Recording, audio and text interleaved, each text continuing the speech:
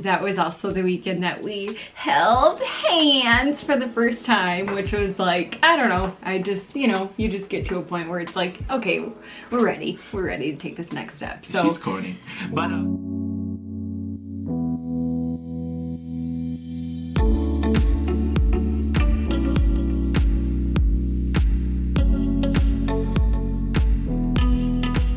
what's up, Legacy Crew? It is us. We are back again with another video, and we are so excited to continue to share our story with you guys. Yes, and thanks so much for watching. If you're new to our channel, don't forget to hit that subscribe button. And the notification bell. And the thumbs up. Yes. So today we're actually going to dive into more of our story. So where we left off, Devan actually asked me to be his girlfriend. Would you be my girlfriend?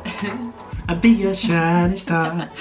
So we're gonna pick up where we left off, and just, you know, share with you more about our story until engagement. No, we're not gonna get into the proposal yet. That's gonna be for another video coming soon. Oh yes, it's gonna be good. Live, never seen before video of the video that Devan made for me. A little teaser for you guys. Oh yes, maybe we'll just add a little preview at the end of the video just to wet their whistle. Titillate your taste buds. So before we kind of share about Devan coming up to Minneapolis and meeting my family, I'll share with you about a moment sitting in the airport. Can't remember if it was the first or second trip down to Florida. The first trip.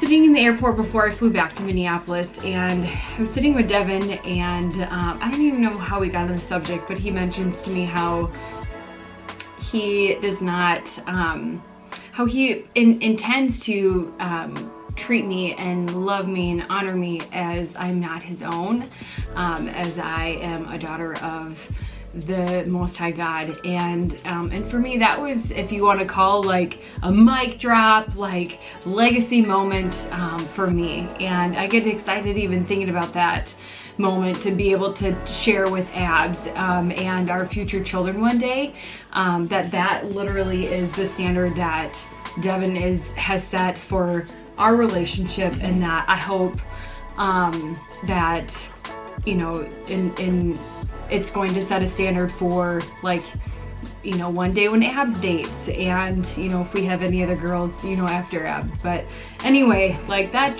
meant a lot to me, and it just set, I think, the tone of, like, you know, and it just showed me, like, who Devan is, and as, you know, a man and as, you know, a father and husband. So what happened next? All right. What happened next? It was now my turn, because Chaz, yes, she came and she visited me twice. Yeah. The moment she talks about is when she came to visit me the first time, but I think we kind of covered that a little bit in previous videos. But the second time she came is when I asked her to be my girl. I don't know. Now I'm getting confused. Yeah. But anyways, so just fast forward. The next month comes in March, and end of March, and I hop on a little plane and I fly to Minneapolis, Minnesota. Yeah. Didn't know what to expect. Didn't know how beautiful of a city it was until I got there. Yeah. But before that, anything that could happen did happen. Yeah. So my flight got canceled. I get to Minneapolis. They lost my luggage, so I'm walking around Minneapolis looking ashy and stink, and just, yeah, did not raise the beauty of that city. And it was cold too. When I got there, it was awesome. It was amazing. Yeah. Chaz immediately took me to church. I forgot about that. He's like, listen, brother, you gonna have to, I need to know if this is real. No, so we went to church after we tried to figure out all of my luggage stuff, and she had a date planned for us, which was I'm just gonna share this story really quick. So don't be like me, guys. Do your homework. I did not do my homework. I kept telling Devan, like, leading up to, you know, him coming, like, oh, I'm so excited. I planned this fun date for us. It's just one of these places where, like, we just have to go and we have to experience it. So we were like running downtown Minneapolis because it was so cold outside. It was windy, and it's just like, man, when that wind just catches punches you in your face, it's like you just don't even know what to do. Anyway, and we get to the restaurant, the Melting Pot, and Devin's like, oh, Tampa has one of these, and it was like, talk about one of those moments of like let down. Fail, like epic fail. It wasn't a fail because I've never been. Like, I've heard about it and how intimate and how romantic-esque it is, and it was, and the waiter kept closing the little curtain, as in like, we're gonna smooch. we need to have get this close. little intimate time, whatever. I mean, it was great. Spread the little cheese. But we didn't. The chocolate. Kids, close your ears. Wow. Anyway. Anyway. So, and you got to meet my family that weekend, both my brothers and their, families, and, our, niece and nephew. So, it was a good weekend. That was a great weekend. They really took the time. They welcomed me. We actually ended up going to Chaz's oldest brother's. He was at a bike show. He works for a company where they do gauges for motorcycles. So if you have a motorcycle and you want some cool gauges, hit him up, Dakota Digital. So we went there. I got to meet him, and then later on that night when he was done, he came to the middle brother-in-law's house. But we had a great time. We bonded over chicken wings. We all went to B-Dubs. Wings happen to be one of my favorite foods outside of guacamole, which I'll get into a little bit later. But yeah, we had wings. They welcomed me. They really got to know me. I really got to know them.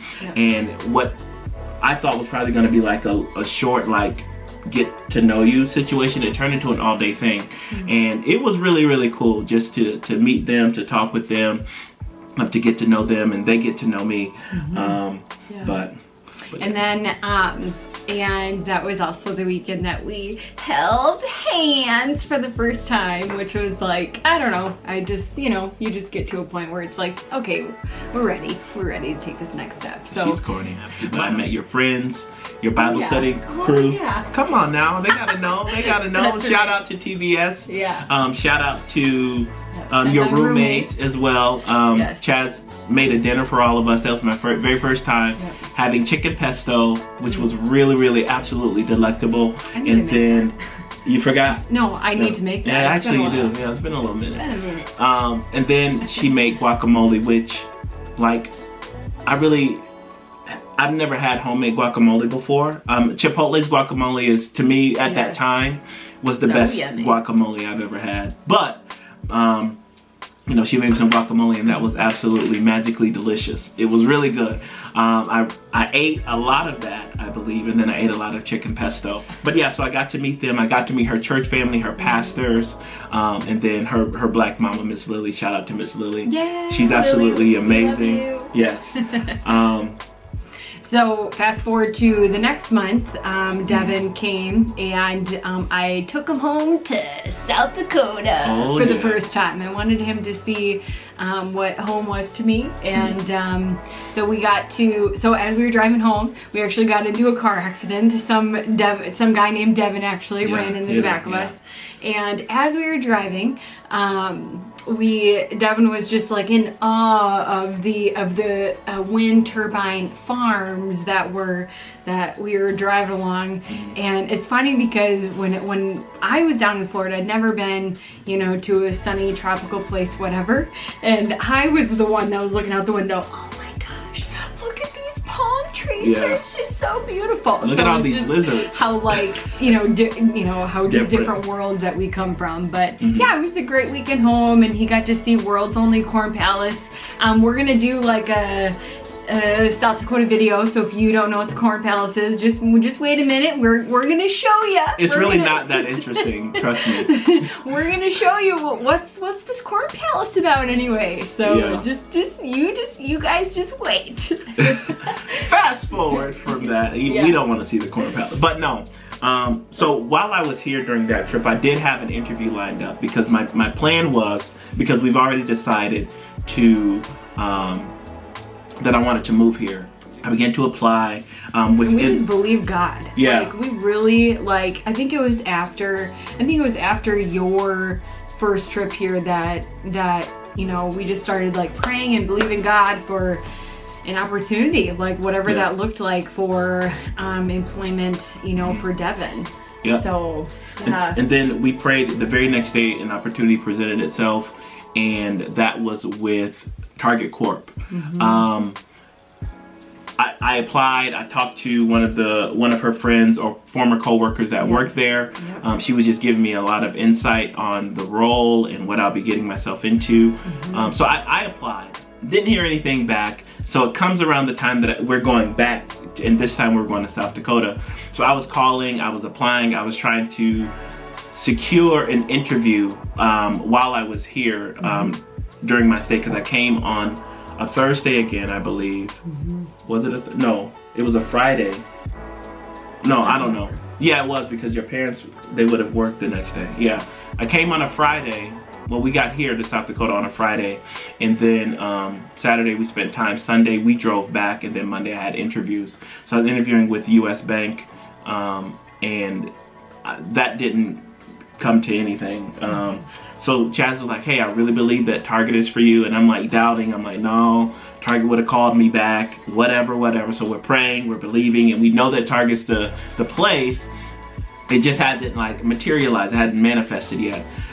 So I'm actually searching on Glassdoor, and I came across a post concerning Target, and the post basically said, if you want to get a job at Target, like reach out to one of the recruiters on LinkedIn, message them, and let them know like you're interested, let them know your background, whatever. So I saw that like maybe a week or two before, and I saw it again, and I'm like, okay, I'm gonna actually do this. I'm gonna try it out to see if this is gonna work. So that Monday, I got my resume together. I kind of, spruced up my LinkedIn profile. This is back in 2014. LinkedIn is a lot better now. And then I reached out to the recruiter. So. Or 2015. Yeah, I'm sorry. Yeah, 2015. Yeah. And mind you, let me just share some context. So the role closed, but then they opened another training class for Target, and that's the one that I applied for. And I reached out to that recruiter that Monday night after work, because I worked until midnight. No, at that time I was working until like 8 o'clock. I got everything together. Tuesday comes, I get a message at around 11 o'clock, says, hey, thanks so much for reaching out. Can you interview today? I'm like, well, shucky ducky quack quack. Yes, I can. So I interviewed, and then on that Tuesday, that Wednesday, I interviewed with the director of Target.com, or one of the directors. And then that Thursday, nothing. And then the Thursday I got the offer. So it was a 3-day turnaround. Come on, won't he do it? Yeah. It was a 3-day turnaround, and then what we've been praying for, and the answer that was literally in my face, I finally put it to use, and it worked. It's so crazy how we pray for things, we ask God for things, and the answers are literally in our face, but we overlook it every time because it's not coming in the way that we think it should come. Can I just share how good God is and how on time He is? Oh yes, He was. So the day that he got the offer was exactly 2 weeks that he needed to go and put in his 2-week notice for his current job, for then me to fly down to Florida, and he packed up his car and we drove to Minneapolis. We loaded up the truck and moved to Beverly. 24 hours that we did. Yep. My gosh. Yeah, and it was fun. Chaz made it really fun. The interesting thing was I cried all the way there because I was really involved in youth ministry. I was involved in church a lot, and what she did behind my back that I didn't know was she had all of this, like a lot of students, my mentors, students I mentored, each write me a card, and every hour for 22 hours she would read a card, and I'm sitting there crying every single hour. It's the words of affirmation. I am. Yeah, that's my love language. So yeah, we ended up making it to Minneapolis. I got settled in with some friends of hers that went to her church. They were roommates. So everything was taken care of, from my job to housing.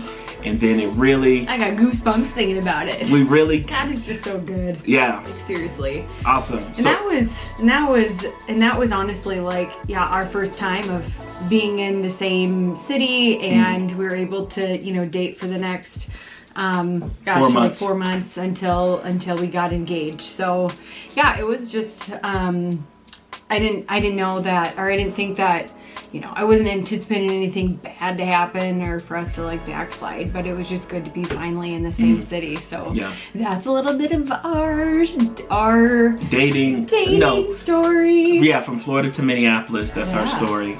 We're sticking to it. Yeah. Don't forget to like, comment, share, subscribe to the channel, and we'll see you in the next video.